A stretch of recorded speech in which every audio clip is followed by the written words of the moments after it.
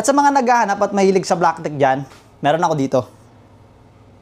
Oh, anong iniisip nyo? This is what you call Bicycle Mastermind Playing Cards. Tara, buksan natin. At ito naman yung front of the box. Mapapansin nyo nakalagay yung logo ng Mastermind Tokyo. Sa side naman, nakalagay Air Cushion Finish Made in USA. Sa kabila, the United States Playing Cards Company.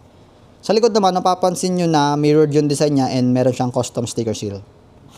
At ito naman yung cards niya sa loob. Mapapansin nyo na yung face ng cards is kulay black. At meron tayong 4 jokers na same lang yung design. At ito naman yung likod, mapapansin nyo na symmetrical yung design and trivia na rin, yung Mastermind pala is a luxury streetwear founded in Tokyo noong 1997. At ito naman yung mga numbered cards. Mapapansin nyo na custom yung kulay ng pips niya. Yung spade, blue, yung diamond, yellow, green for clubs, and red for hearts. And dagdag ko na rin pala, lahat pala ng cards niya is may nakalagay na logo ng Mastermind Tokyo sa taas tsaka sa baba. At ito naman yung mga court cards niya. Mapapansin nyo na very simple lang yung design and yung sa frame pala niya sobrang liit. Papakita ko sa inyo yung comparison.